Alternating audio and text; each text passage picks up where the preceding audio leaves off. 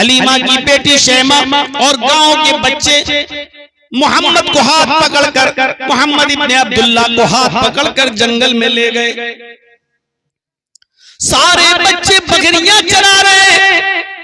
मोहम्मद इब्ने अब्दुल्ला कभी इस पहाड़ी पे नजर डालते हैं, कभी उस पहाड़ी पे नजर डालते हैं, कभी इस पेड़ को देखते हैं, कभी उस पेड़ को देखते हैं, कभी इस झाड़ी पे झांकते हैं, कभी उस झाड़ी में झांकते हैं। अचानक एक इंसानी शक्ल में फरिश्ता आया, इंसानी शक्ल में। वो उसी जंगल में आता है और मोहम्मद इब्ने अब्दुल्ला के पास आकर बैठ जाता है। उम्र या तो 4 साल या 6 साल।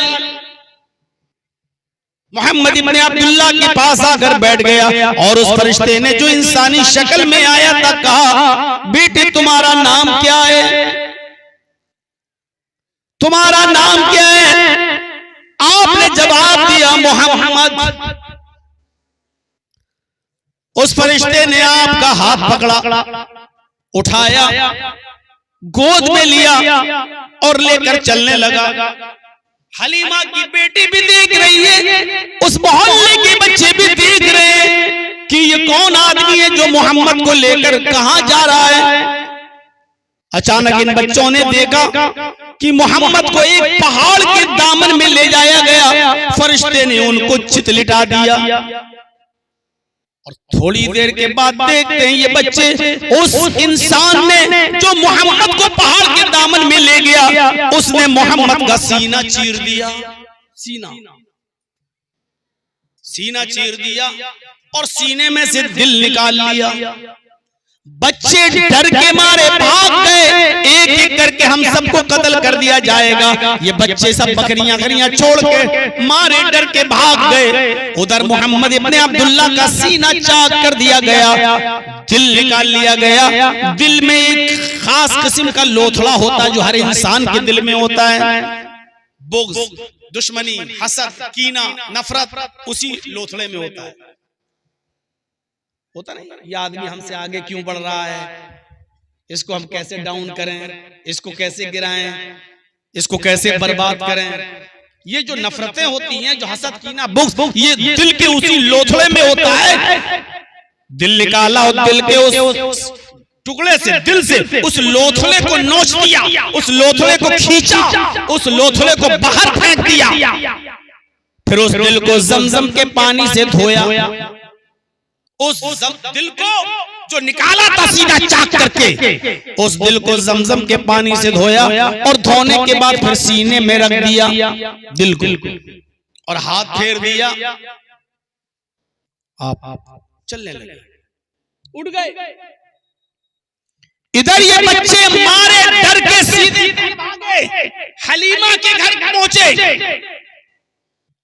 इब्नुल क़य्यिम अल-जौज़ी ज़ादुल मआद में लिखते हैं, हलीमा उस वक्त रोटी पका रही थी, चूल्हे पर बैठी हुई थी। ये बच्चे गए, जल्दबाजी में दरवाजा खोल दिया, दरवाजा खुल गया। माँ ने दरवाजा खुलने की आवाज सुनी, हलीमा ने पीछे मुड़ के देखा, शैमा, मोहल्ले के बच्चे दिखाई दे रहे हैं। हलीमा कहती है, बच्चों इतने घबराए हुए क्यों, कैसे आना हुआ? बकरियां तुमने कहां छोड़ दी हैं और तुम हमारे सामने खड़े हो। शैमा दिखाई दे रही है, मोहल्ले के बच्चे दिखाई दे रहे हैं, मोहम्मद गायब है, मोहम्मद कहां है? उस बच्चे को कहां छोड़ दिया? मोहम्मद नहीं दिखाई दे रहे, मोहम्मद कहां है? और इन बच्चों की जबान से एक ही जुमला निकला, क़ुतिला मोहम्मद, माँ मोहम्मद कत्ल कर दिए गए, माँ मोहम्मद मार डाले गए, माँ जंगल के अंदर मोहम्मद का मर्डर कर दिया गया। हलीमा ने ये सुना, उसके पैरों के नीचे से जमीन सरक गई, उठी और भागने लगती है। ज़ादुल मआद के अरबी अल्फाज ये हैं, आजिलतन दिरहा, इतनी जल्दी भागी कि उजलत में, जल्दबाजी में अपने सर की ओढ़ना भी भूल गई। यानी बगैर दुपट्टे के भागी, बगैर चप्पल के भागी, सीधे जंगल में जाती है। मोहम्मद कत्ल कर दिए गए, मोहम्मद की लाश को कोई खा न जाए, कोई जंगली जानवर उसको नोच न ले, लाश को अपने कब्जे में करने के लिए, ताकि मैं उसको उसके घर वालों तक तो पहुंचाऊं। मैं हलीमा, मैं आमिना को क्या जवाब दूंगी, अब्दुल मुत्तलिब को क्या जवाब दूंगी। भागती है जंगल की तरफ, कभी इस झाड़ी में देखती है कि मोहम्मद की लाश ही दिख जाए, नहीं दिखती है। कभी उस झाड़ी में जाती है, नहीं दिखती है। कभी पहाड़ के ऊपर चढ़ती है मोहम्मद को लाश देखने के लिए, लेकिन नहीं दिखती है। अचानक वो पहाड़ के ऊपर चढ़ी है, नीचे झांक कर देखती है तो क्या देखती है कि पहाड़ के दूसरे दामन से मोहम्मद इब्ने अब्दुल्ला टहलते हुए चले आ रहे हैं। जिस्म पर कमजोरी तारी है, चेहरे का रंग पीला पड़ा हुआ है, लेकिन सही सलामत है और टहलते हुए चले आ रहे हैं। जल्दी से वो पहाड़ी से उतरी, दौड़ लगाई और मोहम्मद इब्ने अब्दुल्ला के पास जाती है और पकड़ के सीने से लगा लेती है। कहती है, मोहम्मद क्या हुआ तुम्हें? ये क्या सुन रही हूं मैं, क्या हुआ तुम्हें? कहा, मां मुझे नहीं मालूम, मैं सिर्फ इतना जानता हूं कि एक आदमी आया, उसने मुझसे नाम पूछा, मैंने नाम बताया मोहम्मद, वो मुझे पकड़कर इस पहाड़ के दामन में लाया, उसने मुझे लिटाया, मेरा सीना चाक कर दिया, उसने दिल निकाला और दिल से लोथड़ा निकाल कर फेंक दिया, दिल को जमजम के पानी से धोया और उसके बाद में दिल को मेरे सीने पर रखकर हाथ फेर दिया। माँ, इसके अलावा मुझे कुछ नहीं मालूम। बेटा, उसने तुम्हारा दिल चीर दिया? हाँ, उस जमाने में मेडिकल साइंस ने इतनी तरक्की नहीं की थी, तेरा दिल सीना चीर दिया गया और तू जिंदा है। पेट फाड़ दिया गया और तू जिंदा है। दिल निकाला, क्या तुमने देखा? मां, मैं सब देख रहा था, सीना चाक किया गया मुझे मालूम है, दिल निकाला गया मैं देख रहा था, दिल से कोई चीज निकाल कर फेंकी जा रही है ये भी मैं देख रहा था, दिल को जब पानी से धोया जा रहा था ये भी मैं देख रहा था, दिल को जब रखा गया तब भी मैं देख रहा था, उसने हाथ फेरा तब भी मैं देख रहा था। बेटे, अब तुम्हें हम अपने घर नहीं रख सकते, तुम ऐसी ऐसी चीजें बतला रहे हो जो अकल में नहीं आती, जो दिमाग में नहीं आती। अगर तुझे कुछ हो गया तो मैं तेरे दादा अब्दुल मुत्तलिब को क्या जवाब दूंगी, तेरी माँ आमिना को क्या जवाब दूंगी। दिल तो नहीं चाहता कि तुझे वापस करूं, लेकिन अब तुझे वापस करना पड़ेगा, क्योंकि तू बातें ऐसी ऐसी बताता है जो दिल गवारा नहीं करता। घर गई, बोरिया बिस्तर बांधा, मोहम्मद उठो चलो, और लेकर मक्का पहुंच जाती है। आमिना, दिल तो नहीं चाहता कि तेरे बेटे को वापस करूं, लेकिन अब रहा भी नहीं जाता। ऐसे ऐसे हालात बताता है, ऐसी ऐसी बातें बताता है जो यकीन नहीं, दिल गवारा नहीं करता। अपनी अमानत पकड़, संभाल अपनी अमानत को। मुझे कुछ मेहनत भी नहीं चाहिए, उजरत भी नहीं चाहिए, मजदूरी भी नहीं चाहिए, इसके वजह से मेरे घर में खैर और बरकत के दरवाजे खुल गए हैं। अब मुझे इसके बस तुझसे कुछ नहीं चाहिए, बस अपनी औलाद को, अपने बेटे को संभाल। वो छोड़कर हलीमा बच्चे को मां के हवाले करके वापस आ जाती है। इस रोशनी में जरा अपनी औलाद पर भी नजर डालिए मेरे साथियों। ये 6 साल तक ये मामला था। मां ने पाला, अब 6 ही साल की उम्र में जब हवाले कर दिया गया तो मां मीना ने कहा, चलो बेटे, हम तुम्हें तुम्हारे नाना और मामू के घर लेके चलते हैं, वहां पर भी 1 आध महीना रह के आते हैं। चलिए, मदीना ले गई। मोहम्मद रसूलुल्लाह के नाना मामू, इनका ननियाल यसरफ जो मदीना का पुराना नाम था, वहां इनका ननियाल था। आमिना अपने बेटे को लेकर वहां पहुंची। 1 महीना रही मैके में। 1 महीने के बाद जब लौट कर मक्के की तरफ आ रही है और मोहम्मद को अपने साथ लेकर आ रही है, तो लौटते वक्त वो मकाम अब्वा पर पहुंची। मकाम अब्वा, जब मकाम अब्वा पर पहुंची, जहां मोहम्मद रसूलुल्लाह के बाप अब्दुल्ला दफन है, उनकी कब्र है वहां। मकाम अब्वा पर पहुंचती आमिना अपने शौहर की कब्र को देखने के लिए, जियारत करने के लिए, तो अपने बेटे मोहम्मद को भी लेके जाती है और कहती है, बेटे तुम बार बार पूछते हो कि मेरे अब्बू कहाँ हैं, मेरे अब्बू कहाँ हैं। सबके सबके पास अब्बू हैं, मेरे अब्बू कहाँ हैं? आओ मैं तुम्हें बताऊं तुम्हारे अब्बू कहाँ हैं। 6 साल के बच्चे को जब मकाम अब्बा पर ले जाती है और वहां अपने शौहर की कब्र, अपने हस्बैंड की कब्र देखती है और अपने बेटे को दिखाती है कि बेटे ये है तुम्हारे बाप की कब्र, इस कब्र के अंदर तुम्हारे बाप हैं, इस कब्र के अंदर तुम्हारे बाप दफन हैं। 6 साल का बच्चा इतना तो जानता ही है। 6 साल के उस बच्चे ने, मोहम्मद ने अपने बाप की कब्र देखी तो आंखों में आंसू आ गए, आंखों में आंसू आ गए और अपने बाप की कब्र को देखता चला गया। इधर आमिना का हाल इतना बुरा कि अपने शौहर की जुदाई को बर्दाश्त नहीं कर सकी और कब्र को देखकर उसको गशी आने लगी, उसको चक्कर आने लगे। अचानक वो धड़ाम से जमीन पर गिरती है। अपने माँ के जमीन पर गिरने की आवाज को जब मोहम्मद इब्न अब्दुल्ला ने सुना तो पीछे मुड़ के देखा। जब पीछे मुड़ के देखा तो क्या देखा कि मेरी माँ की भी रूह निकल चुकी है, बाप की कब्र मौजूद। पीछे पलट के देखा तो माँ की भी रूह निकल गई, माँ भी इंतकाल कर गई, माँ भी इस दुनिया से चल बसी। बाप की कब्र को देखकर रोते हुए आपने जब अपनी माँ का चेहरा देखा तो माँ भी मोहम्मद को अकेले छोड़कर चल बसी इस दुनिया से। मोहम्मद के बाप अब्दुल्लाह के पास एक लौंडी थी जिसका नाम था उम्मे ऐमन।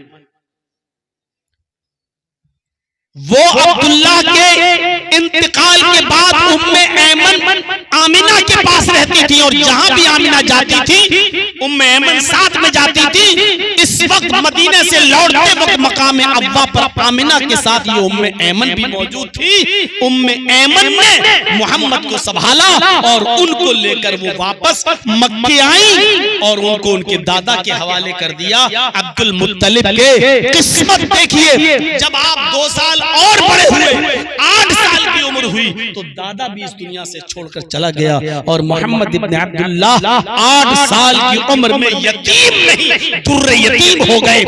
बाप पैदा होते ही बाप को नहीं देखा, 6 साल की उम्र हुई तो माँ भी छोड़ के चली गई और 8 साल की उम्र हुई तो दादा ने भी बात कह दिया। 8 साल के बाद चाचा ने पाला, अबू तालिब ने, और परवरिश करते रहे।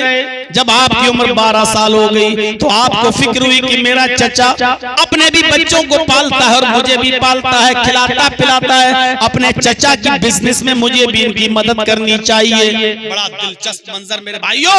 एक बार ये 12 साल का बच्चा मोहम्मद अपने चचा से कहता, चचा कहाँ जा रहे हो? फरमाया मुल्क शाम जा रहा हूँ। बेटे मैं बिजनेस करता हूँ, कपड़े का कारोबार करता हूँ, अपना माल शाम में बेचता हूँ, शाम का माल लाता हूँ, मक्के में बेचता हूँ। तुम खेलो कूदो रहो खाओ पियो, मैं जा रहा हूँ। नहीं चचा, मुझे भी ये काम सीखना है। आप अब बुढ़ापे की दहलीज पर पहुंच चुके हैं, मुझे भी इस काम को सिखा दीजिए ताकि मैं भी आपकी मदद करूं, मैं भी कुछ मेहनत करूं, मजदूरी करूं। आप कब तक हमें खिलाएंगे पिलाएंगे, हम भी आप किस काम में आपकी मदद करना चाहते हैं। आप मुल्क शाम जा रहे हैं तो मुझे भी ले चलिए, मुझे भी अपना हुनर सिखलाइए, मुझे भी बिजनेस करना सिखलाइए। चचा ने जब ये सुना कि बेटे की भतीजे की तमन्ना है मुल्क शाम जाने की तो कहा, बेटे मुझे कोई एतराज नहीं, चलना चाहते हो तो चलो।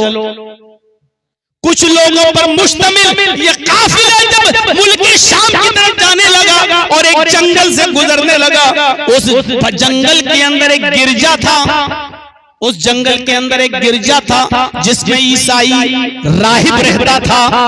उस दिन वो अपने गिरजा से निकलकर ऊपर छत के ऊपर बैठा हुआ था। वो ईसाई गिरजा का ईसाई राहिब छत पर बैठा हुआ था। उसकी नजर इस काफिले पर पड़ी कि कोई काफिला आ रहा है।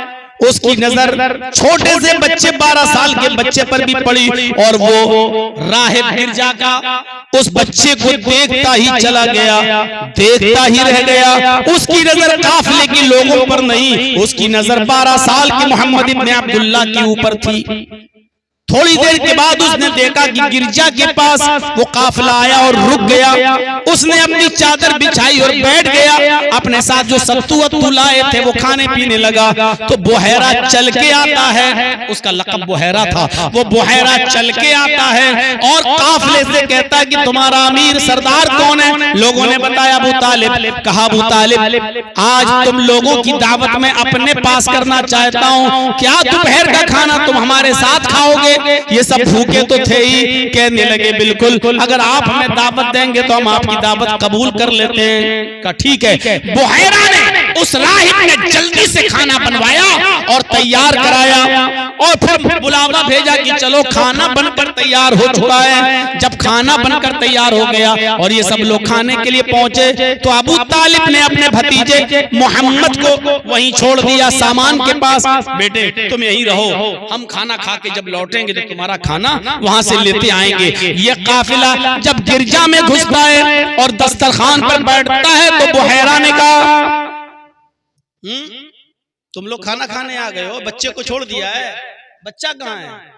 अबू तालिब ने कहा वो हमारे सामान के पास बैठा हुआ है, निगरानी कर रहा है, हम खाना खाने के बाद उस बच्चे का भी खाना ले जाएंगे। बुहैरा ने कहा अबू तालिब, ये दावत तो उसी बच्चे की वजह से मैंने की है और तुमने उसी को वहां बिठा दिया। तुम्हारी वजह से थोड़ी दावत की है, यहां से तो हजारों लोग रोज गुजरते हैं। ये दावत मैंने उसी बच्चे की वजह से की है। जाओ उस बच्चे को भी लेकर आओ। अबू तालिब गए और उस बच्चे को भी लेकर गए कि चलो मोहम्मद तुम भी साथ में खाना खा लो। जैसे गिरजा में घुसते मोहम्मद इब्न अब्दुल्लाह, बुहैरा उसी को देखता जा रहा है, बार बार खाना भी खिलाता जा रहा है और बार बार वो मोहम्मद की तरफ नजर भी डालता जा रहा है। मौलाना सफीउर रहमान साहब मुबारकपुरी रहमतुल्लाह अलैह की किताब अगर आप पढ़ेंगे रहीकुल मखतूम तो उन्होंने उस बुहैरा का नाम भी उसमें नकल किया है कि उसका नाम जर्जीस था।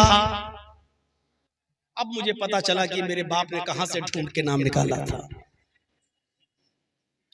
जब तक मौलवियत पूरी पढ़ नहीं ली यकीन नहीं आ रहा था ये जर्जीस। लोग कहते थे कौन सा नाम है जर्जीस? शुरू में तो किसी पे आता ही नहीं था। कोई जगदीश कहता था, कोई जगदीप कहता था, कोई कुछ कहता था। शेख सफीउर रहमान साहब मुबारकपुरी रहमतुल्लाह अलैह की किताब बहुत मुहक्काना जो आलमी राब्ता आलम इस्लामी के मुकाबले में अव्वल नंबर पे आई, पहली पोजीशन, उसमें लिखा उस बुहैरा का नाम जर्जीस था।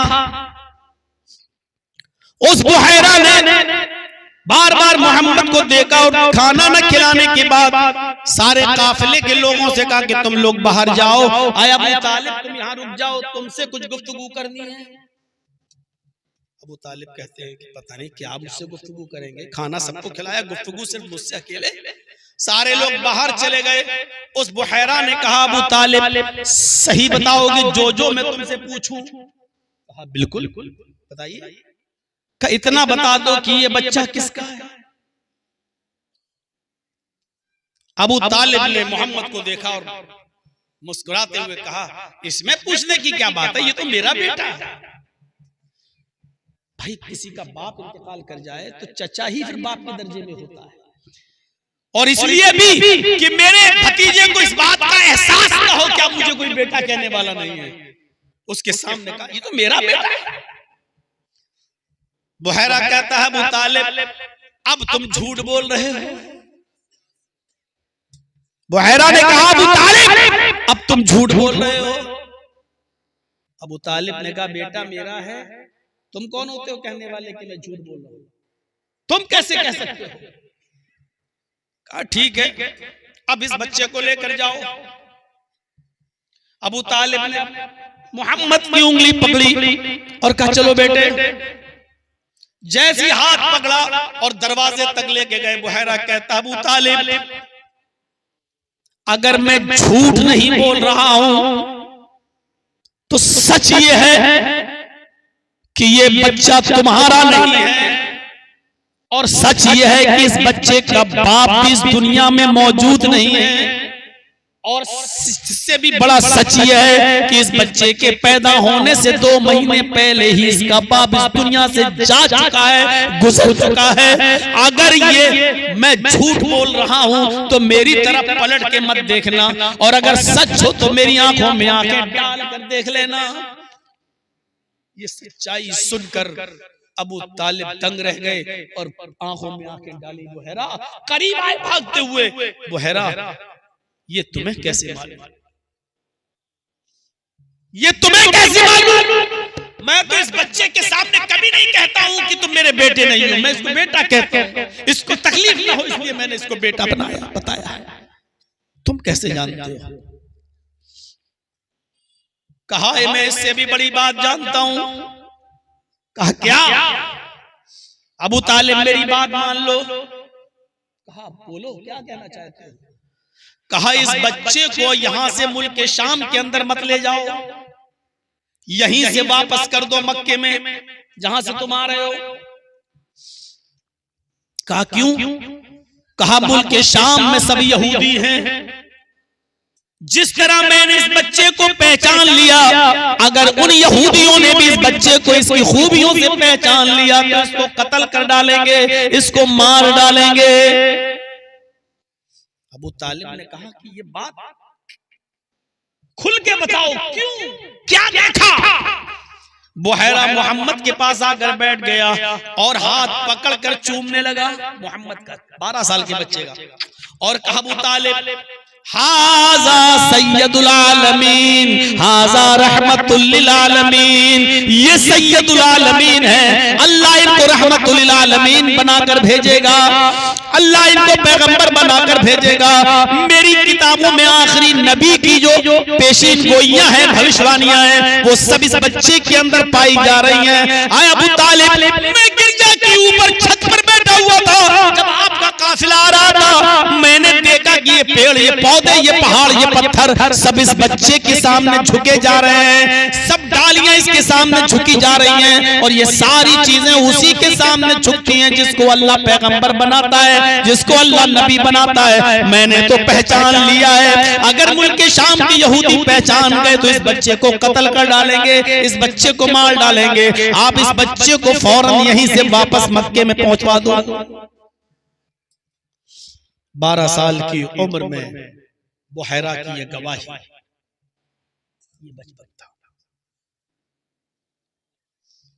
सिर्फ बचपन ही पे अगर बोल दूं तो यही पूरी खत्म हो जाएगी तकरीर। थोड़ा सा आगे बढ़िए। एक इंसान बचपन से गुजारता है तो उसका किरदार क्या होना चाहिए, और उसके बाद जब वो बचपने में होता है तो किसी का बेटा भी होता है, फिर आगे चलकर वो किसी का शौहर बनता है, और शौहर के बाद फिर वो किसी का बाप भी बनता है। आज ये 2-3 चीजें बताऊंगा आपके सामने। बचपन का एक हल्का सा नक्शा खींचा आपके सामने, अब बेटे होने की हैसियत से देखिए क्या किरदार, हमारी औलाद हमारे साथ क्या किरदार अदा करती है। एक बेटे होने की हैसियत से आपका किरदार क्या था। अब्दुल्ला 2 महीने पहले ही इंतकाल कर गए।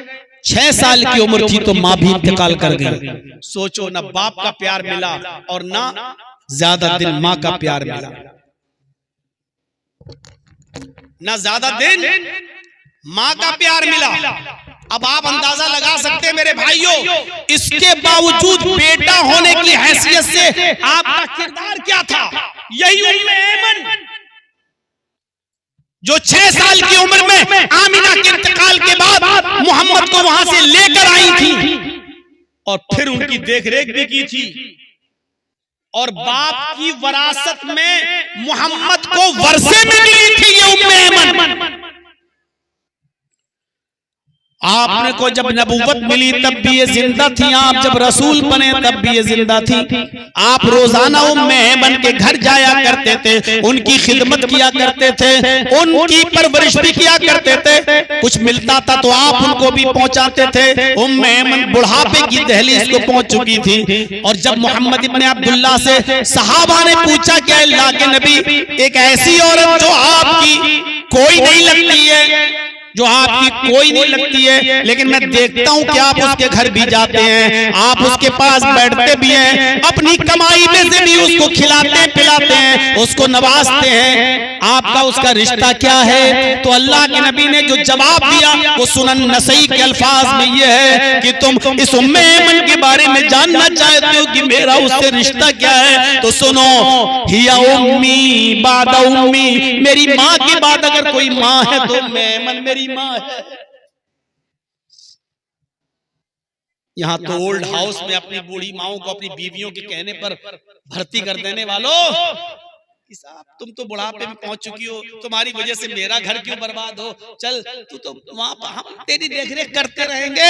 अपनी बीवी को तरजीह देकर अपनी बूढ़ी माँ को ओल्ड हाउस में भेजने वालों, कयामत के दिन कौन सा चेहरा लेकर तुम मैदान महशर में उठोगे और आओगे? कौन सा चेहरा लेकर तुम आओगे मैदान महशर? अल्लाह के नबी उसको अपनी माँ कह रहे हैं जो आपके बाप अब्दुल्ला की लौंडी है, और अब्दुल्ला के इंतकाल के बाद आमीना की खिदमत में लगी रही, और आमीना के इंतकाल के बाद बाप के वर्षे से मोहम्मद को वरासत में मिली है। आप नबी बने, रसूल बने, पैगंबर बन गए, 40 साल से ऊपर उम्र हो गई, फिर भी आप उनकी देखरेख करते रहे। जब आप 40 साल के हुए तो उम्मे ऐमन की उम्र कितनी हुई होगी? इस बुढ़ापे में भी उनकी खिदमत करते रहे। और लोगों ने पूछा ये क्या रिश्ता है आपका इनसे? तो आपने कहा या उम्मी बादा उम्मी, मेरी माँ के बाद अगर सबसे ज्यादा सबसे बड़ी मेरी माँ कहलाने की हकदार है तो उम्मे ऐमन है, ये मेरी माँ है मेरी माँ के बाद। ये जवाब था आपका एक बेटे होने की हैसियत से, किरदार था। अल्लाह के नबी सहाबा किराम के दरमियान बैठे हुए हैं, और सुनो, सुन रहे हो ना? गौर से सुनिए। आप सहाबा किराम के पास बैठे हुए हैं, जैसे आज हम आपको सुना रहे हैं और आप यहाँ बैठे हुए हैं, ऐसे अल्लाह के नबी सहाबा में कुछ सुना रहे हैं, और सारे सहाबा खामोशी के साथ सुन रहे हैं। अचानक आपकी नजर उड़ती है और क्या देखते हैं कि कोई बूढ़ी औरत चली आ रही है। आप उसको पहचान नहीं पाए। आप सहाबा किराम को फिर दर्स देने लगे। जब वो औरत थोड़ी देर के बाद लाठी टेकते हुए करीब आती है तो आपने उसको पहचान लिया। सहाबा को खिताब करना, दर्स करना, समझाना छोड़ दिया, उठे और दौड़ते हुए गए, बूढ़ी औरत को पकड़ के लाए और अपने करीब किया, और जो चादर अपने लिए बिछाई थी उस चादर को उठाया और झाड़ा, और उस चादर को आपने बिछा दिया और कहा बैठ जाओ। उस चादर पर आपने उस बूढ़ी औरत को बिठाया। सहाबा किराम ये मंजर देखकर कहते हैं ऐ अल्लाह के नबी, ये कौन है जिसके लिए आप उठे, जिसके लिए आप दौड़े, जिसको पकड़ के लाए, जिसको आपने अपने सीने से लगाया, जिसके लिए आपने अपनी चादर बिछाई, और जिस पर आप अपने बैठने से पहले आपने इस बूढ़ी औरत को बिठाया।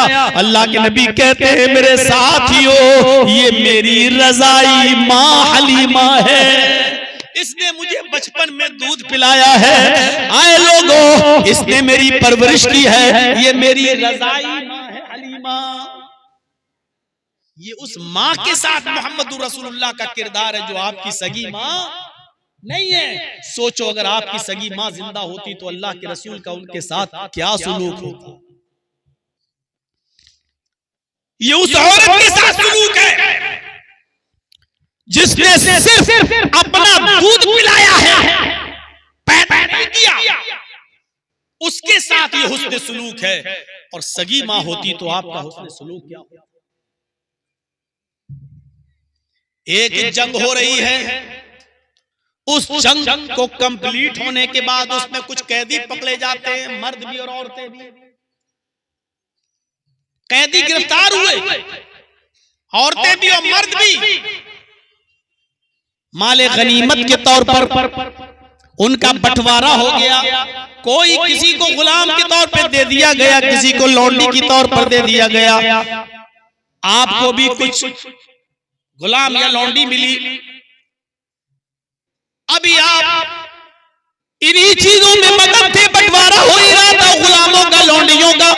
जंग में उन कैदियों को जो कैद किया गया उनका अचानक एक औरत को आते हुए देखा।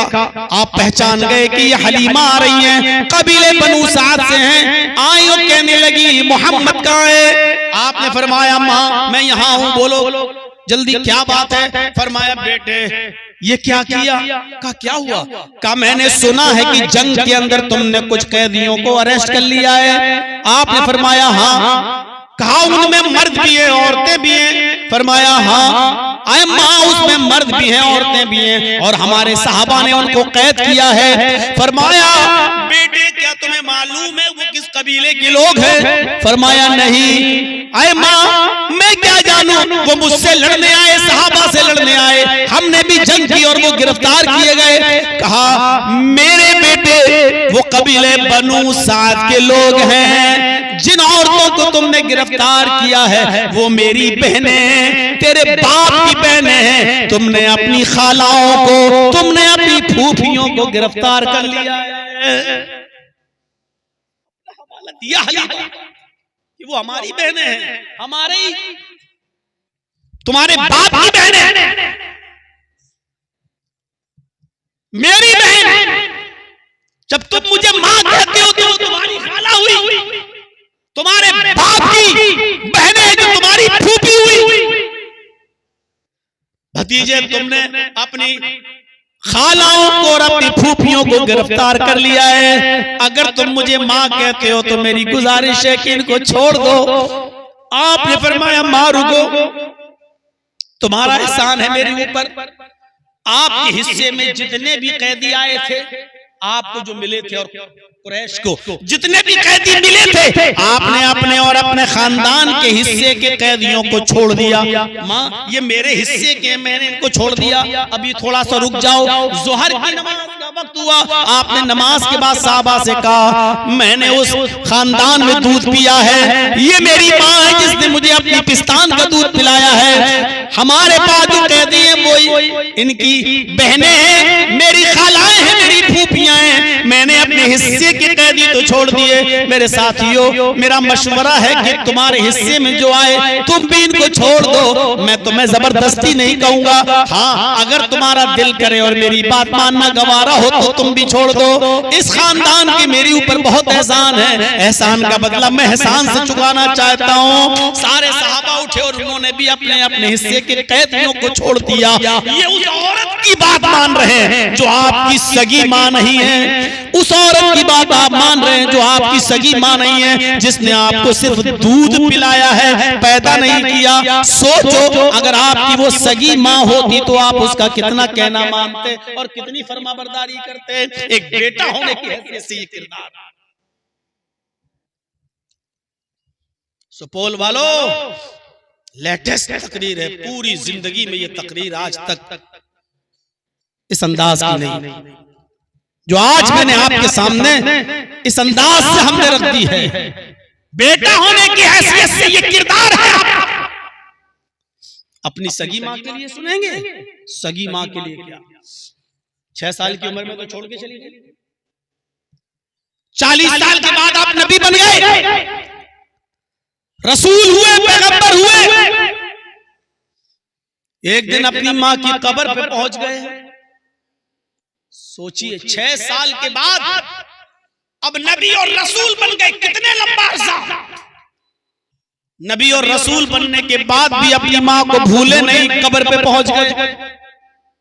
मुस्लिम शरीफ पढ़िए, किताबुल जनाइज देखिए, ज़ारन नबी सल्लल्लाहु अलैहि वसल्लम कब्र उम्मिही, अल्लाह के रसूल ने अपने मां की कब्र की ज़ियारत की।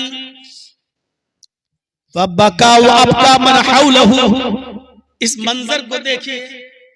आप अपने माँ की कब्र पर जब पहुंचे तो अपने माँ की कब्र को देखकर रोने लगे। और हदीस के अल्फाज देखो, इतना रोए, इतना रोए, इतना रोए माँ की कब्र पर कि माँ की कब्र पर रोते हुए ऐसा रोए कि आपको जिन सहाबा ने रोते हुए देखा तो भी रो पड़े, उनकी आंखों में भी आंसू आ गए। फबका व अबका मन हौलहु, आपके इर्द गिर्द जितने सहाबा थे वो सब रो पड़े, उनकी आंखों में भी आंसू आ गए। आंसुओं के कतरे जमीन पर गिरने लगे। और उसके बाद देखिए मंजर, अल्लाह के नबी सल्लल्लाहु अलैहि वसल्लम ने जब सहाबा को भी रोते हुए देखा उसी कब्र के पास, तो आपने अल्लाह से गुजारिश की, आपने फरमाया इस्ताज़नतु रब्बी अन अस्तगफिर लहा फी अन अस्तगफिर लहा। अल्लाह के नबी फरमाते हैं कि मैंने अपने रब से इजाजत मांगी, इस्ताज़नतु रब्बी फी अन अस्तगफिर लहा, मैंने अपने रब से इजाजत मांगी, आय अल्लाह मुझे इस बात की इजाजत दे कि मैं अपने माँ की कब्र पर खड़ा हूँ और अपने माँ के लिए मग़फ़िरत की दुआ करूँ, अपने माँ की बख्शिश की दुआ करूँ, अपने माँ के लिए रहमो करम की दुआ करूँ। आय अल्लाह तू मुझे इस बात की इजाजत दे दे कि मैं अपने माँ के लिए मग़फ़िरत की दुआ कर सकूँ। अल्लाह के नबी कहते जब मैंने अल्लाह से अपने माँ की मग़फ़िरत की दुआ की इजाजत मांगी, फलम यूज़ल्ली, तो अल्लाह की तरफ से मुझे मेरी माँ की मग़फ़िरत की दुआ करने की इजाजत मुझे नहीं मिली। रसूल को भी इख्तियार नहीं है, कह रहे अल्लाह मुझे इजाजत दे कि मैं अपने माँ के लिए दुआ करूं कि अल्लाह इसको बख्श दे, अल्लाह इसको जन्नत दे, अल्लाह मेरी माँ, इजाजत नहीं मिली, मग़फ़िरत की दुआ नहीं कर सकते हो। क्यों? क्योंकि हालत कुफ्र में मरी, और मैं किसी को भी कुफ्र और शिर्क की हालत में मरने वाले को बख्श नहीं सकता, बख्शिश नहीं है उसकी, चाहे वो रसूल की ही मां क्यों न हो, चाहे वो रसूल का चचा अबू तालिब ही क्यों न हो। और जो दुआ करेगा, अल्लाह ने कहा है मोहम्मद अपने चचा के लिए भी अगर 70 मरतबा भी दुआ करोगे तब भी मैं तुम्हारी दुआ को कबूल नहीं करूंगा बगैर कलमे के। कब्र चूमने और चाटने वालों के लिए दुआएं करना, चादरें चढ़ाने वालों के लिए दुआएं करना, शबे बारात के दिन पुख्ता कब्रों पे जाके अगर बत्तियां और लालटेनें जलाकर उनके लिए दुआएं करने वालों, सोचो मोहम्मद रसूलुल्लाह को अपनी माँ की कब्र पर मग़फ़िरत की दुआ करने की इजाजत है, तुम उनसे भी ज्यादा बढ़ गए हो, तुम्हारी दुआ कबूल होगी। सोचिए जब अल्लाह ने मोहम्मद रसूलुल्लाह को अपने माँ की कब्र पर मग़फ़िरत की दुआ करने की इजाजत नहीं मिली, तो अल्लाह के नबी ने कहा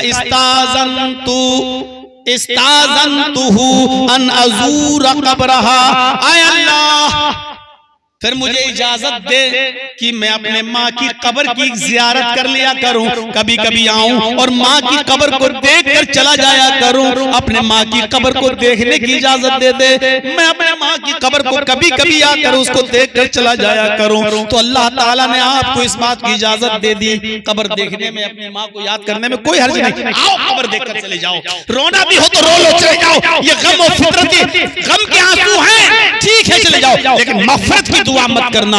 जब अल्लाह के नबी को कब्र की ज़ियारत करने की इजाजत मिल गई तो आपने मुसलमानों से कहा, सहाबा से फरमाया फज़ूरुल क़ुबूर फ़इन्नहा तुज़क्किरुकुमुल मौत, मेरे सहाबियों तुम भी कब्रों की ज़ियारत किया करो, क्योंकि कब्रों की ज़ियारत करने से मौत याद आती है। वो कब्र पे जाओगे तो वो कब्र तुम्हें अपनी मौत याद दिलाएगी, कब्रों पर जाओ कब्र तुम्हें अपनी मौत याद दिलाएगी कि एक दिन हमें भी इस जगह पे आना है। ये माँ होने की हैसियत से किरदार था, बेटा होने की हैसियत से कि अपने माँ की कब्र की ज़ियारत करते। बताओ कितनी बार जाते हो अपने बाप और अपनी माँ की कब्र पर, क्या वो दुआ याद है? क्या आप अपने बाप की कब्र पर जाकर ये दुआ पढ़ सकते हो? अल्लाहुम्मग़फ़िर लहू वरहमहू वआफ़िही वअफ़ु अन्हु वअक्रिम नुज़ुलहू ववस्सिअ मुदख़लहू। क्या आप अपने बाप की कब्र पर जाकर ये दुआ पढ़ सकते हो और अपने बाप के लिए दुआएं, बस अल्लाह मेरे बाप को बख्श दे, अल्लाह मेरे बाप को जन्नत दे दे, ये तो वो दुआ है जो तुम अपने अल्फाज में मांगते हो। अल्लाह के रसूल ने मय्यत की दुआ को अपने अल्फाज में बताया है कि ये दुआ मांगो जो मैं सिखा रहा हूँ। मांगते हो वो दुआ? कितने लोगों को याद है? अभी खड़ा करके पूछ लूं तो अभी कहेंगे बस मैं ही मिला था खड़ा करने के लिए और किसी पे नजर नहीं गई। मौलाना साहब आपकी पूरे भरे मजमे में मुझे ही को जलील करना था। इसको ये कब्र, कौन है जो ये दुआ करे? अपने बाप की कब्र पर जाइए और दुआ किया कीजिए, अल्लाहुम्मा इन कान मुहसिनन फज़िद फी हसनाती, अल्लाह अगर मेरा बाप नेक था तो उसकी नेकियों में इजाफा फरमा, व इन कान मुसीअन फतजावज़ अन सय्यातिही, अल्लाह अगर मेरा बाप बुरा था, मेरी माँ बुरी थी, मेरा भाई बुरा था, मेरी बहन बुरी थी, तो अल्लाह तो उसकी खताओं को माफ फरमा दे, उसको दरगुजर फरमा दे। है ये दुआएं याद आपको? 25 सालों से तकरीरें कर रहा हूं, खड़ा करके पूछो तो अभी नमाज भी याद नहीं होगी सही से, जनाजे की दुआ भी सही से याद नहीं होगी। ये है 25 साल की तकरीरों का रिजल्ट। ये अपने माँ के लिए दुआ कर रहे हैं, इजाजत नहीं मिली क्योंकि हालत कुफ्र और शिर्क में। अब मत पूछना मौलाना साहब मेरा बाप चादर चढ़ाता था, बेटा बेटी मांगता था, कब्र पे जाता था, ये करता था, वो करता था, उसके सामने झुकता था, बाप मर गया, क्या मैं अपने बाप के लिए दुआएं मग़फ़िरत कर सकता हूं? अब मत पूछना, जो मैंने हदीस पढ़ दी उसी में जवाब मौजूद है, उसी में जवाब मौजूद है। ये उस नबी की ज़बान से निकल रहा। पूछने वाले ने पूछा, अल्लाह के रसूल मेरी माँ भी जिंदा है, मेरा बाप भी जिंदा है, हुस्न सुलूक का सबसे ज्यादा मुस्तहिक कौन है? माँ के साथ ज्यादा अच्छा सलूक करूं या बाप के साथ? आपने कहा तेरी माँ। पूछने वाले ने फिर पूछा, अल्लाह के नबी उसके बाद? आपने कहा तेरी माँ। कहा अल्लाह के नबी उसके बाद? आपने कहा तेरी माँ। कहा अल्लाह के रसूल उसके बाद? आपने फरमाया तेरा बाप। यानी बाप से 3 गुना ज्यादा हुस्न सुलूक की मुस्तहिक तेरी माँ है, जिसने तुझे 9 महीने अपने पेट में रखा, अपने पेट में पाला, चलती रही, फिरती रही, करवट लेती तेरा ख्याल रखती, सोती तो तेरा ख्याल रखती, उड़ती तो तेरा ख्याल रखती, तकलीफ के साथ तुझे उसने जना, इसलिए बाप से 3 गुना ज्यादा माँ हुस्न सुलूक की मुस्तहिक है। ये वो हस्ती बतला रही है जिसको माँ की खिदमत करने का ज्यादा मौका नहीं मिला। ये वो हस्ती हमें दर्श दे रही है कि माँ के साथ बाप से 3 गुना ज्यादा हुस्न सुलूक से पेश आओ। ये बेटे होने की हैसियत से। आप बाप भी तो होंगे, शादी के बाद बाप बनता है ना आदमी। बेटियां भी होंगी, बेटे भी होंगे, किसी की बेटियां होंगी, किसी का बेटा होगा, किसी के पास दोनों होंगे। अब बाप होने की हैसियत से नबी का किरदार देखिए, बाप होने की हैसियत से, बेटा होने की हैसियत से आपने माँ के साथ ये किया, और बाप होने की हैसियत से औलाद के साथ क्या किया? हम अपनी औलाद के साथ क्या करते हैं? अल्लाह के नबी सल्लल्लाहु अलैहि वसल्लम की शादी के बाद खदीजा से 6 बच्चे पैदा हुए। सबसे पहले जो बेटा पैदा हुआ आपका, उसका नाम था कासिम, और उसी जिहत से अल्लाह के नबी को कहा जाता था अबुल कासिम। कासिम का इंतकाल हो गया, मक्के में पैदा हुए, कासिम का इंतकाल हो गया। कासिम की कब्र के पास अल्लाह के नबी की आंखों में आंसू आ गए, उनको दफनाया गया तो आप रो रहे थे। उसके बाद आपकी 4 बेटियां पैदा हुई, ज़ैनब, रुकैया, उम्मे कुलसूम और फातिमा। और फातिमा के बाद फिर एक बेटा पैदा हुआ जिसका नाम था अब्दुल्ला।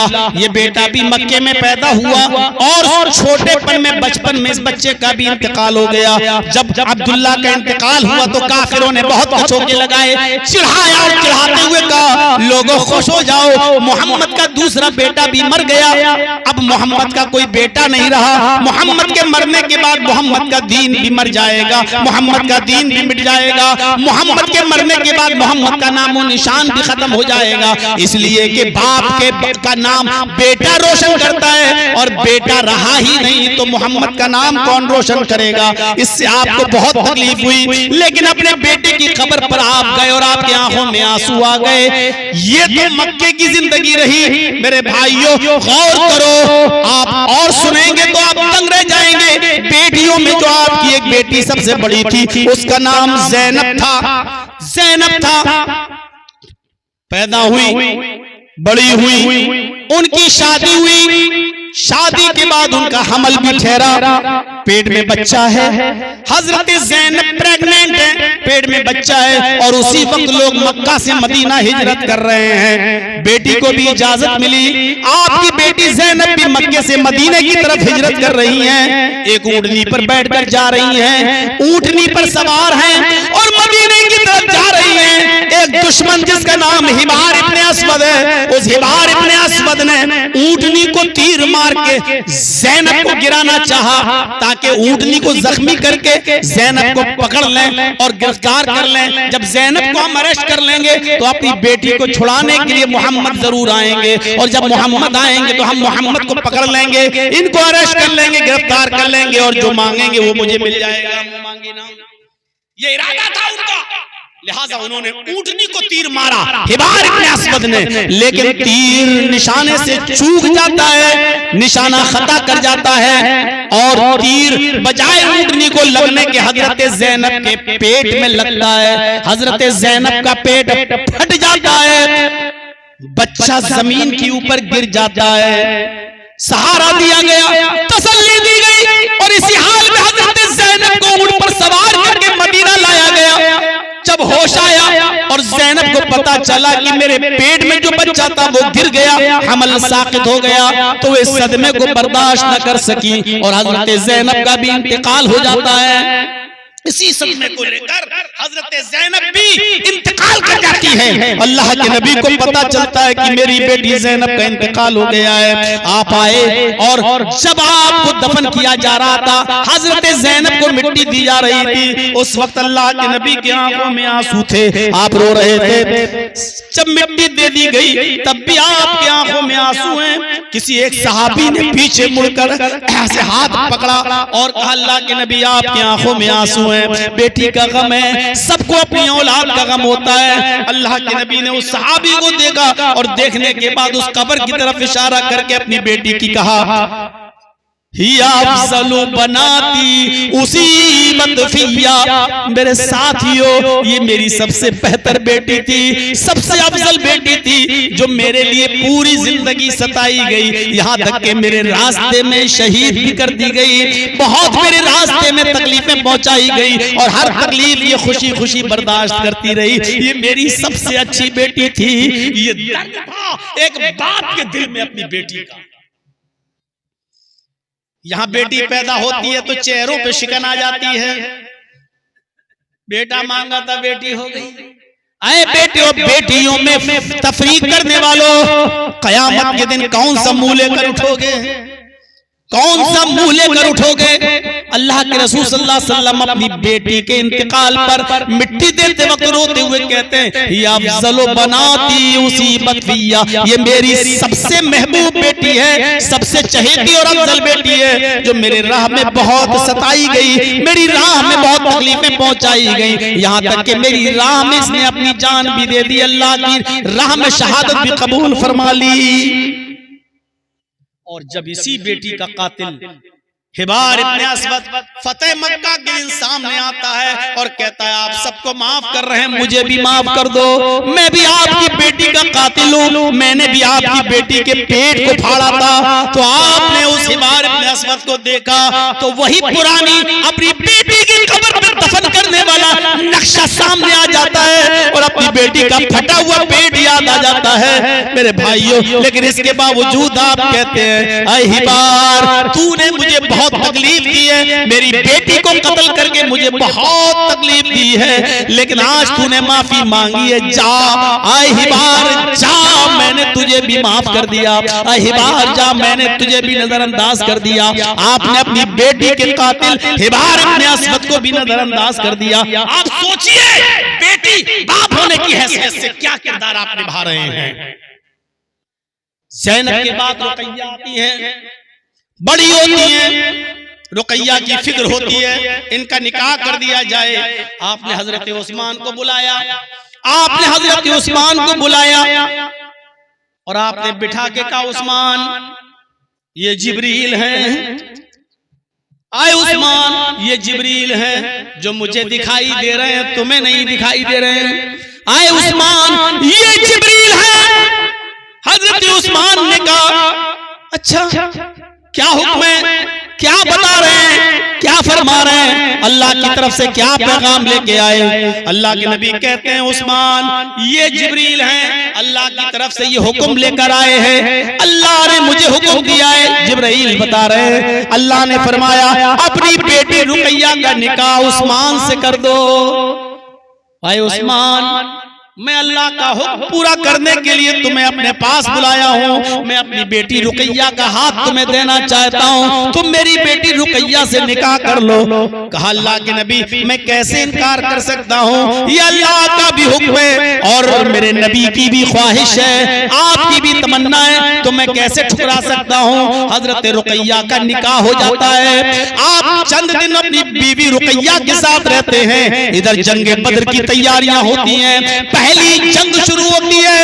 हजरत उस्मान की बीवी रुकैया, नबी की बेटी रुकैया को चेचक की बीमारी निकली हुई है, चेचक निकल आई है। हजरत उस्मान बद्र के मुजाहिदीन में शामिल होना चाहते हैं। अल्लाह के नबी कहते हैं नहीं, अरे उस्मान तुम अपनी बीवी की देखरेख करो, उनको बीमारी है, चेचक निकली हुई है, तुम उनकी खिदमत करो, तुम्हें वही सवाब मिलेगा जो मुजाहिद को जंग में लड़ने का मिलता है। अगर हम जंग जीत गए और माल गनीमत लूटा गया तो तुम्हें भी उतना ही हिस्सा मिलेगा जितना हम सबको मिलेगा, सहाबा को मिलेगा, तुम्हें भी हिस्सा दिया जाएगा। तुम मेरी बेटी और अपनी बीवी की खिदमत में लगे रहो। सहाबा जंग कर रहे हैं, लड़ाई लड़ी जाती है, जंग होती है और जंग में जीत भी हासिल होती है। सहाबा को इजाजत मांगी जा रही है, ऐ अल्लाह के नबी आज हम जंग जीत गए, 70 काफिरों को मारा और 70 काफिरों को कैद किया गया। अल्लाह के रसूल बड़ी खुशी मिली है, क्या हम जश्न मना सकते हैं? आपने कहा हाँ, शरीयत के दायरे में रहते हुए खुशी मना सकते हो। आज अल्लाह ने तुम्हें और हमें बहुत बड़ी खुशी से नवाजा है, आप इसमें अल्लाह का शुक्र अदा करो। खुशियां मना सकते हो लेकिन जाहिलियत वाली नहीं, गुनाह वाली नहीं, खुशी का जो अंदाज है वो मना सकते हो। अभी सहाबा खुशियां ही मना रहे थे, अल्लाह के नबी भी खुशी में शामिल थे कि किसी ने आकर कहा अय अल्लाह के रसूल आपकी बेटी रुकैया का इंतकाल हो गया है। सारी खुशियां काफूर हो गई, धरी की धरी रह गई। अल्लाह के नबी अपनी बेटी के जनाजे में जाना चाहते हैं। आप पहुंचते हैं, आगे बढ़ते हैं, क्या देखते हैं कि बेटी को कब्र में उतारा जा चुका है, तख्ते रखे जा चुके हैं, कब्र में उतारा जा चुका है और मिट्टी दी जा रही है। ऐसे मौके पर आप पहुंचते हैं और आप भी मिट्टी में शामिल हो जाते हैं और आप भी मिट्टी देते हैं और मिट्टी देने के बाद आपकी आंखों में आंसू हैं। हजरत उस्मान का चेहरा देखते हैं और आपने उसी जगह पर फरमाया उस्मान तुमने मेरा इतना कलेजा ठंडा किया, मेरी एक बेटी का इंतकाल हो गया, मेरे पास एक दूसरी बेटी भी है उम्मे कुलसूम, मैं उम्मे कुलसूम का निकाह भी तुम्हारे साथ कर दूंगा। मेरे भाइयों इसलिए हजरत उस्मान को ज़ुन्नूरैन कहा जाता है। अल्लाह के रसूल ने अपनी एक नहीं 2 बेटियां दी हैं। ये बेटियों के साथ मोहब्बत थी कि आप खुशियां छोड़कर बेटी की कब्र पे जाते हैं, मिट्टी देते हैं और आपकी आंखों में आंसू आ जाते हैं। बेटी की जुदाई का गम, बेटी बाप होने की हैसियत से ये किरदार था आपका। उम्मे कुलसूम भी नबी की जिंदगी में इंतकाल कर गई, आप उनकी कब्र पर भी जाते तो आंखों में आंसू आ जाते। आपकी एक और बेटी थी, शहीदी बेटी थी जिसका नाम फातिमा था। फातिमा जब भी घर में आती अल्लाह के रसूल उठते और अपनी बेटी फातिमा के सर का बोसा लेते, लेकिन आज बिस्तरे बिल्कुल बिस्तर पर हैं, करीबुल मर्ग हैं, अल्लाह को प्यारे होने वाले हैं, बिस्तर से उठने की ताकत नहीं। हजरत फातिमा को दरवाजे पर देखते हैं लेकिन उठ नहीं पाते, खुद हजरत फातिमा को बुलाते हैं और हजरत फातिमा अल्लाह के रसूल की परेशानी देख कर कहती हैं वाह कर बाबा, हाय मेरे अब्बू की तकलीफ, हाय मेरे अब्बू की परेशानी। अल्लाह के नबी फरमाते हैं फातिमा आज के बाद तेरे बाप को कभी इतनी तकलीफ नहीं होगी, फिक्र मत करो, आज के बाद तुम्हारे बाप को कभी इतनी तकलीफ नहीं होगी। फातिमा से इतनी मोहब्बत क्या आपने जुमे के खुतबे में फरमाया लोगों सुन लो फातिमा से मुझे कितनी मोहब्बत है, जानना चाहते हो तो सुनो। फातिमा तो बुज़अतुन मिन्नी फमन अग़ज़बनी फ़क़द अग़ज़बहा, फातिमा मेरे दिल का टुकड़ा है, फातिमा मेरे दिल का टुकड़ा जिसने फातिमा को तकलीफ पहुंचाई, मन अग़ज़बहा फ़क़द अग़ज़बनी, जिसने फातिमा को तकलीफ पहुंचाई, जिसने मेरी बेटी को रुलाया उसने मुझे रुलाया, जिसने मेरी बेटी को दुख दिया उसने मुझे दुख दिया, जिसने मेरी बेटी को रुलाया उसने मुझे रुलाया। जो मेरी बेटी से नफरत करता है वो मुझसे नफरत करता है। ये बाप होने की हैसियत से ये किरदार अल्लाह के नबी जनाब मोहम्मद रसूलुल्लाह निभा रहे हैं। फातिमा के बाद मदीने में जब आए, हिजरत के बाद, तो मारिया कित्तिया से एक और बच्चा पैदा हुआ जिसका नाम था इब्राहीम। दो बच्चे तो लड़के कासिम और अब्दुल्ला मक्के में पैदा हुए और मक्के में इंतकाल कर गए। अब तीसरा बेटा आपका मदीने में पैदा हुआ जिसका नाम आपने इब्राहीम रखा। आपको अंदाजा होना चाहिए इस बच्चे से अल्लाह के रसूल को कितनी मोहब्बत थी। जिसने बताया, अरे अल्लाह के रसूल, आज आपके घर में एक बेटा पैदा हुआ है, ये खुशखबरी जब आपने सुनी तो आपने कहा, खुशखबरी सुनाने वाले अबू राफे, मैं तुझे एक गुलाम तोहफे में देता हूँ। आपने अबू राफे को इतनी सी खुशी सुनाने के लिए कि मेरे घर में बच्चा पैदा हुआ है, हाँ, गुलाम दे दिया था, जाओ ये तुम्हारी खिदमत करेगा। अंदाजा लगा सकते हो कितनी मोहब्बत रही होगी उस बच्चे से। इब्राहीम को जो औरत दूध पिलाती थी उसका नाम था उम्मे बरदा। अल्लाह के नबी सल्लल्लाहु अलैहि वसल्लम ने उम्मे बरदा को एक बाग का टुकड़ा दिया था, गार्डन, एक बाग का टुकड़ा तोहफे में, सिर्फ इसलिए कि वो मेरे बच्चे इब्राहीम को दूध पिलाती है। इतनी मोहब्बत। लेकिन ये बच्चा भी 18 महीने से ज्यादा जिंदा नहीं रह सका। जब 1.5 साल का हुआ तो इसकी तबीयत खराब, जाकरी के आलम में, और अल्लाह के नबी कहीं मौजूद हैं। खबर आती है मारिया कित्तिया आपको बुला रही हैं, आपका बेटा इब्राहीम बहुत सख्त बीमार है, जल्दी जाइए। आप दौड़ते हुए घर जाते हैं, दरवाजा खुलता है, मारिया कित्तिया हाथ फैलाए हुए और अपने बेटे मोहम्मद इब्राहीम मोहम्मद रसूलुल्लाह के हवाले कर रही हैं। लीजिए। अल्लाह के नबी ने जैसे इब्राहीम को अपनी गोद में लिया, इब्राहीम को अपनी गोद में लिया तो ऐसे सिसकियां ले रहा था वो बच्चा, ऐसे कर रहा था, आखिरी वक्त था। और जैसे ही मारिया कित्तिया की गोद से वो बच्चा इब्राहीम अल्लाह के नबी के हाथ में आया, उस बच्चे का इंतकाल हो गया, इब्राहीम का इंतकाल हो गया। आपने उस बच्चे को मारिया कित्तिया के बिस्तर पर रख दिया, लिटा दिया। आपकी आंखों में आंसू आ गए और उन्हीं आंसुओं की धारा जो बह रही थी, उसी बहते हुए आंसुओं में आपने उस बच्चे के सीने पर या सर पे हाथ रख के कहा, इन्नल आइन तदमहु वल क़ल्ब यहज़ुन, इन्नल आइन तदमहु वल क़ल्ब यहज़ुन वला नक़ूलु इल्ला मा यरज़ा रब्बुना। बेटे, तेरी जुदाई से तेरे बाप की आंखों में आंसू आ गए। बेटे, तेरी जुदाई से मेरा दिल गमगीन है, लेकिन अल्लाह की किस्मत पर, अपनी किस्मत पर अल्लाह की तरफ से जो मिली है उस पर मैं राजी हूँ। अपनी जबान से ऐसी बातें नहीं बोलूंगा जिससे मेरा रब नाराज हो जाए, जिससे मेरा परवरदिगार नाराज हो जाए। हाँ, तेरी जुदाई से मुझे तकलीफ जरूर पहुंची है। मेरे भाइयों, गौर करो, उसके बाद मारिया हाथ पकड़े हुए, मेरा बेटा, अल्लाह के नबी, मेरा बेटा, मेरे सरताज, मेरा बेटा इस दुनिया से चला गया। अल्लाह के नबी अपने बेटे इब्राहीम के सीने पर हाथ रख कर कहते हैं, इन्नी ला उगनी अन्की मिनल्लाहि शैया।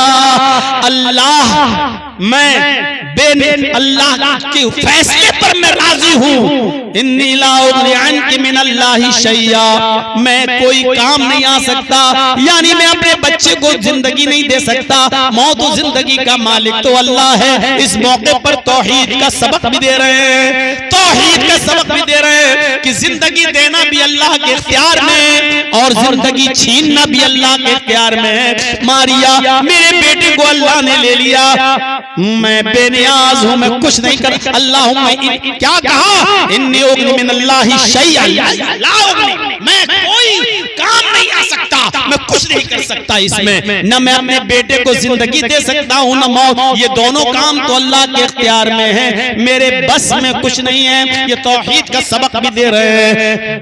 बाप होने की हैसियत से किरदार था, ये तो अपनी औलादें थी, अपनी औलादें। लोग तो अपने बेटे और बेटियों की औलादों से भी मोहब्बत करते हैं, करने वाले। आप दादा बन गए पोते से मोहब्बत, आप नाना बन गए नवासे से मोहब्बत। अल्लाह के रसूल का मामला भी कुछ ऐसा ही था। मिंबर पर खड़े होकर खुतबा दे रहे हैं, मिंबर पर खड़े होकर खुतबा दे रहे हैं। छोटा बेटा है हुसैन, चला आ रहा है, गिरता है, उठता है, गिरता है, उठता है। आपने अपने नवासे हुसैन को देखा, मिंबर पर खुतबा देना छोड़ दिया, उतरे और भागते हुए गए और अपने बेटे हुसैन को, नवासे हुसैन को उठाया और गोदी में लिया और मिंबर पर बिठा दिया और फिर खड़े होकर खुतबा दिया, फिर खड़े होकर खुतबा दिया। ये मोहब्बत थी अपने बेटी के बेटे से। आप अंदाजा लगाओ अपनी औलाद से कितनी मोहब्बत होगी जब नवासे से मोहब्बत का ये हाल है। एक दिन हजरत हसन को दाहिने कांधे पे बिठाया, एक दिन हजरत हुसैन को बाएं कांधे पे बिठाया। हसन दाएं कांधे पर, हुसैन बाएं कांधे पर, और दोनों को उठाकर अपने कांधे पे बिठा के कहा, अल्लाहुम्मा इन्नी उहिब्बुहुमा फअहिब्बहुमा।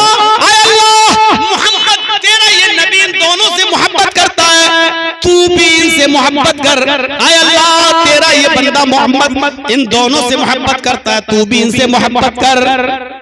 वो अहिब्बा मन युहिब्बुहुमा, और उन सब से मोहब्बत कर जो इन दोनों से मोहब्बत करें।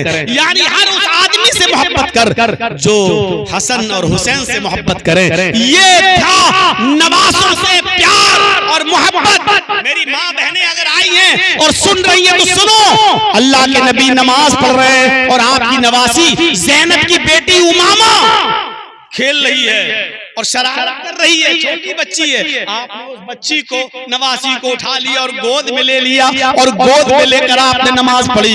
और एक नहीं कई नमाजें आपने अपनी नवासी उमामा को गोद में लेकर पढ़ी। ये इस बात की दलील है कि मेरी माँ और बहनों, ये बहाना नहीं चलेगा कि बच्चों की वजह से नमाज नहीं पढ़ पाते। हमारे बच्चे बड़े शरारती हैं, ये पेशाब कर देते, ये कर देते, ये बहाने नहीं चलेंगे। अल्लाह के रसूल ने नमाज पढ़ी, नवासी शरारत कर रही है तो उसको गोद में ले लिया और नमाज पढ़ी। ये इस बात का इशारा है कि अगर बच्चे शरारती हो तो उनको गोद में लेके नमाज पढ़ो, लेकिन नमाज छोड़ने की इजाजत नहीं है।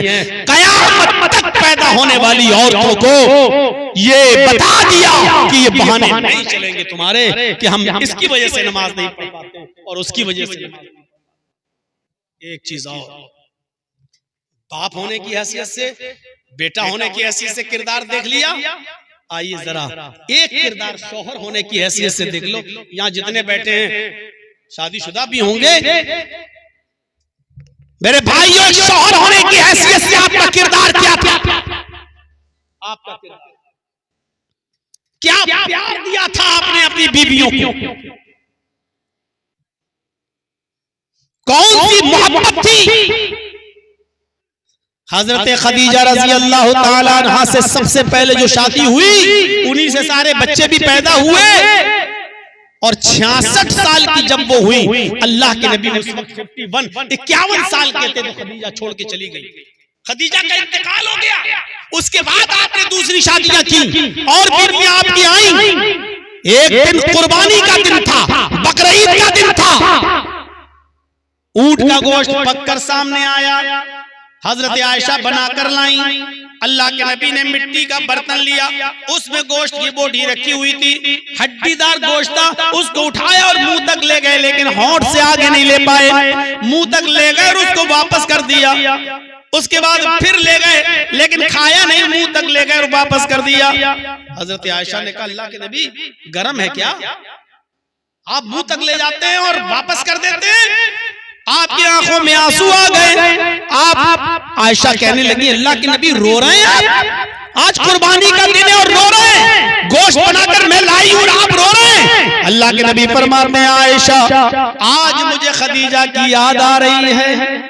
आयशा आज मुझे खदीजा की याद आ रही है। खदीजा आज जिंदा होती तो वो भी मेरे साथ बैठकर खाना खाती। आज कुर्बानी के दिन उनको भी नसीब होता। आज मुझे अपनी पहली बीवी खदीजा की याद आ रही है।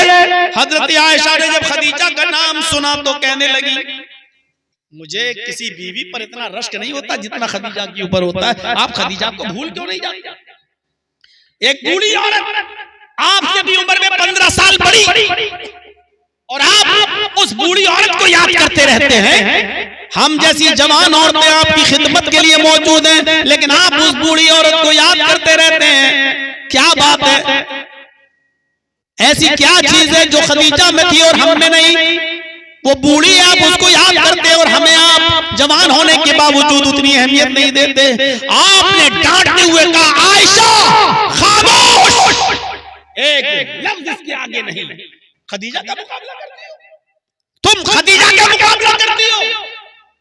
आयशा खदीजा खदीजा थी, आयशा आयशा है।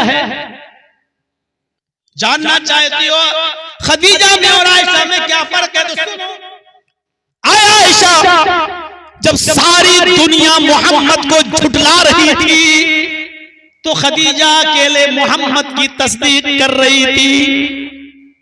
जब सारी दुनिया मोहम्मद को पत्थर से मार मार कर सर फोड़कर खून निकाल रही थी, खदीजा अकेले अपने सर का दुपट्टा, अपने सर की ओढ़नी फाड़ कर मेरे सर से खून साफ कर रही थी।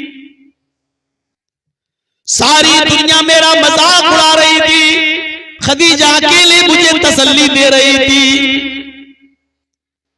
आयशा तुम खदीजा के मुकाबले में कभी नहीं आ सकती हो। खदीजा खदीजा थी, आयशा आयशा है। सारी दुनिया जब मुझे झुठला रही थी तो खदीजा अकेले मेरी तस्दीक कर रही थी। सारी दुनिया मेरी मुखालिफत में थी, खदीजा अकेले मेरे कांधे से कांधा मिलाकर चल रही थी। आयशा तुम्हारा मकाम है, तुम्हारी ये अहमियत है, लेकिन खदीजा का मकाम अलग है, खदीजा की अहमियत अलग है। उस बूढ़ी औरत को इंतकाल के बाद भी आप नहीं भूल रहे हैं। ये शौहर होने का किरदार से आप नजर, हजरत आयशा का भी एक मकाम था। क्या प्यार दिया था अल्लाह के रसूल ने कि हजरत आयशा एक बार सफर में है नबी के साथ। आप जब भी किसी जंग में जाते थे तो अपनी किसी न किसी बीवी को साथ में ले जाते थे, कुरा डालते थे। एक मर्तबा 2 बीवियों को साथ में ले गए और कुरे में 2 बीवियों का नाम कौन आया? एक आयशा और दूसरा हफ्सा। आप दोनों बीवियों को लेके जा रहे हैं। फिर पर्ची डाली कि किसके ऊंट पर हम बैठकर जाएंगे। बीवियां तो दोनों जाएंगी, लेकिन किसके ऊंट पर बैठेंगे? उस कुरे में आयशा का नाम आया। अल्लाह के रसूल आयशा के ऊंट पर बैठे, साथ में दूसरे ऊंट पर हफ्सा भी है और जा रहे हैं। सफर है, थक गया ऊंट तो उसको सस्ताने के लिए रुक गए, खेमा डाल दिया कि थोड़ा सा इन ऊंटों को सस्ता लेने दो, अपनी अपनी जरूरियात से सहाबा फारिग हो जाए। सब इधर उधर हो गए, अल्लाह के नबी भी इधर उधर चले गए। इधर हजरत हफ्सा हजरत आयशा के पास आई और आकर कहने लगी, आयशा तुम्हारा ऊंट कुछ कमजोर है और मेरा ऊंट अच्छा है।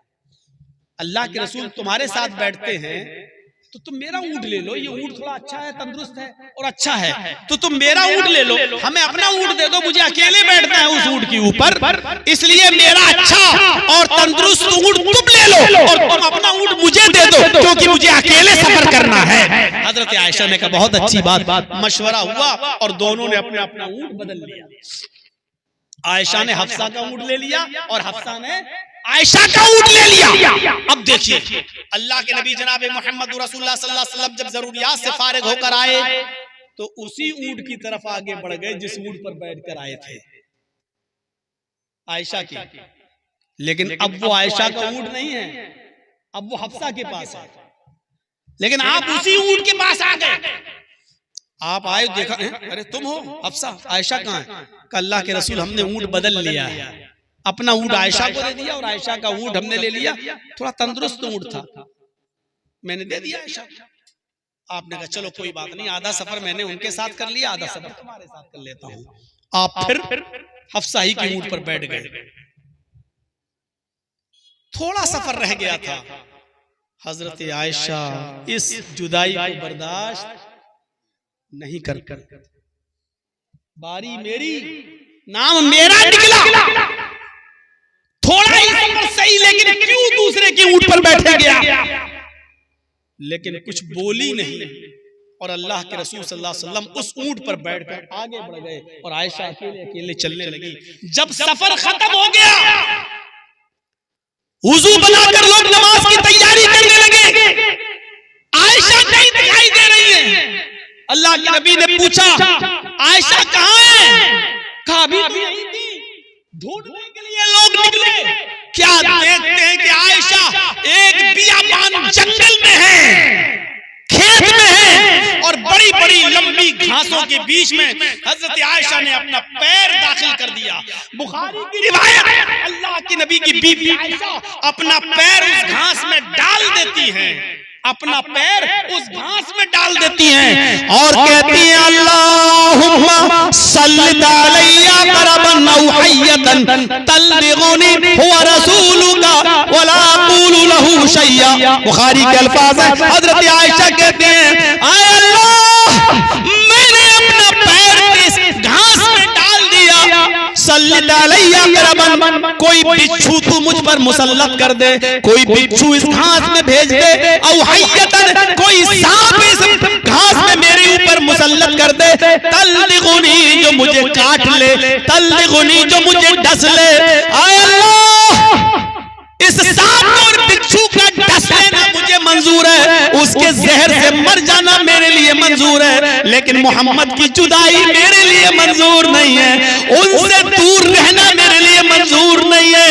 आय अल्लाह, तू आसमान से कोई सांप या बिच्छू मुसल्लत कर दे जो मुझे काट ले, जो मुझे डस ले, हुआ रसूलुका, वो तेरे रसूल है, ला अक़ूलु लहू शैया, मैं उनकी शान में कुछ नहीं कह सकती, मैं उनको कुछ नहीं बोल सकती, मैं दुआ तुझसे कर सकती हूँ, मुझे जहर के असर से, बिच्छू और सांप के काटने के जहर से मर जाना मेरे लिए अच्छा है, लेकिन मोहम्मदुर रसूलुल्लाह की जुदाई मेरे लिए अच्छी नहीं। गौर करो कितना प्यार दिया होगा अल्लाह के रसूल ने अपनी इस बीवी को, जो इतनी देर के लिए भी नबी को छोड़ना पसंद नहीं कर रही है और घास में पैर डाल के कह रही है अल्लाह कोई सांप या बिच्छू डाल दे। आजकल तो खुश होते हैं अगर बीवी मायके चली जा रहे हैं, चलो कम से कम मुंह तो बंद हो गया है,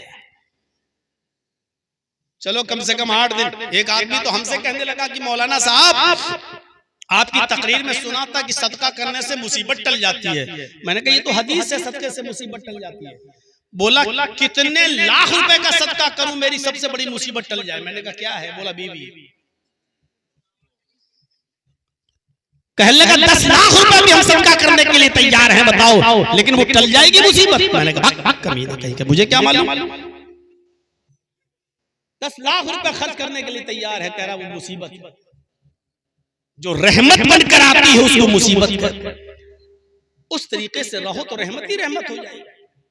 अल्लाह के रसूल के पास तो कोई आता था कि अल्लाह के रसूल घर में बरकत नहीं हो रही है। आप पूछते थे शादी हो गई? कि नहीं, इसीलिए तो नहीं हो रही है, पहले शादी कर।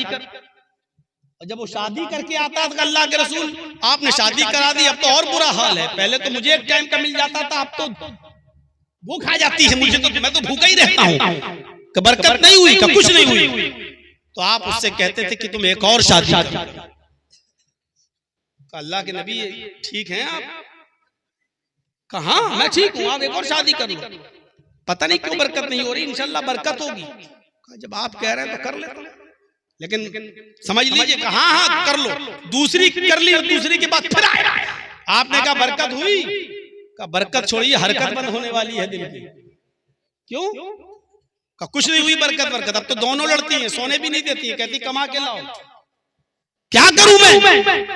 आपने कहा अच्छा तेरे घर में अभी तक बरकत नहीं हो रही, कुछ तो बात है। अल्लाह के रसूल अब कुछ भी हो, आपने 2 शादियां कराई, अब आप मुझे काम बताओ, नहीं तो मैं जाऊंगा नहीं, लड़ेंगी हमसे। अब हम क्या क्या? आपने कहा अच्छा मेरी बात मानोगे? कहा क्या बिल्कुल मानूंगा। कहा तुम एक शादी और कर लो। आंखें फाड़ के कहता है क्या इरादा है आपका? आपने कहा कुछ नहीं, चौथी के लिए नहीं कहूंगा, इंशाल्लाह जाओ बरकत हो। कह रहा ठीक है, मर तो वैसे ही रहा, अब आप कह रहे हैं तो एक और करके देख लेता हूं। तीसरी भी शादी कर ली, और तीसरी शादी करने के बाद 1 या 2 महीने के बाद आया। अल्लाह के रसूल ने कहा बहुत दिनों के बाद आया। कहा बरकत हो गई अल्लाह के रसूल। कहा क्या हुआ? कहा तीसरी बीवी जो आप मेरे घर में आई ना, वो खजूर के पत्तों से चटाई बनाना जानती है, एक हुनर जानती है। वो रोजाना एक चटाई बना लेती थी, उसको बेचती थी, 1 दिरहम आता था, पूरे घर का खर्चा चलता था। उसने मेरी पहली और दूसरी बीवी को भी सिखा दिया 3 दिरहम की रोजाना इनकम होती है, एक खर्च होता है, 2 बचाता। आपने कहा और तुम क्या करते हो? कहा कुछ नहीं, मैं तो बैठ के खाता हूँ माशाल्लाह, मुझे क्या जरूरत है, बीवी कमा तो रही है। आपने कहा बीवी की कमाइयों पर पलेगा तू? कहा मैं क्या करूं? तू भी ये काम सीख ले। अगर कभी तेरी बीवियों ने तलाक ले ली या जुदा हो गई, छोड़ के चली गई, तो कम से कम तू अपना पेट तो भर लेगा, अपना गुजर बसर तो कर लेगा, ये हुनर तो सीख लेगा। कहा काम तो बताया, लेकिन 3 शादियां कराने के बाद। काम तो बता रहे हैं आप, लेकिन 3 शादियों के बाद तो बीवियां तो बरकत लेके आती हैं। हमारे यहाँ बरकतें क्यों नहीं होती हैं? क्योंकि जहेज की डिमांड में इस बरकत को चाट लिया। मोटरसाइकिल, लाखों रुपया। फिर वही बातें हम करेंगे, वो डाकू और चोर वाली जो आपको पसंद नहीं आएगी, इंटरनेशनल भिखारी वाली जो आपको पसंद नहीं आएगी। क्या मांगने का अंदाज देखो। मेरा बेटा 10 लाख की दुकान पे बैठता है, तो एक गाड़ी 1 लाख रुपए की गाड़ी नहीं दे सकता। अरे तेरी बेटी के लिए तो कमाएगा, खिलाएगा। भीख मांगने की स्टाइल देखो। दरवाजे पर जब कोई भिखारी आए, लंगड़ा लूला पाहे, हाथ पैर कटा हुआ, और कहे अल्लाह के नाम पे दे दो, तो अच्छा लगता है 5, 10, 50 रुपए देने में। अल्लाह के नाम पे मांग रहा है, ये बेगैरत अपने बेटे के नाम पे मांग रहा है। मोटरसाइकिल दे दो, कार दे दो, 4 चक्का दे दो। इन दोनों में इंटरनेशनल भिखारी वो है जो अपनी औलाद के नाम पे, अपने बेटे के नाम पे मांग रहा है। ये इंटरनेशनल भिखारी है। मेरे भाइयों, 1:30 बज गया है। मैं 1.5 घंटे से ज्यादा कहीं नहीं बोलता हूँ, कहीं नहीं, लेकिन आपके यहाँ बहुत दिनों के बाद आया, इसलिए मैंने 2 घंटा आपके सामने अपनी बातें रख दी। 1 घंटा 50 मिनट। मुझे उम्मीद है कि इंशाअल्लाह आज की तकरीर आपके बच्चों पर असर डालेगी। आप बहैसियत बेटा अपना किरदार निभाएंगे, बहैसियत बाप अपना किरदार निभाएंगे, बहैसियत शौहर अपना किरदार निभाएंगे, और एक अच्छा बेटा, एक अच्छा बाप, एक अच्छा शौहर बनेंगे। हम अल्लाह से दुआ करते हैं कि अमीन हमारी खताओं को माफ फरमा दे, और जब तक तू हमें जिंदा रख, इस्लाम पे जिंदा रखना, और जब हमारा खात्मा हो तो ईमान पर खात्मा फरमा।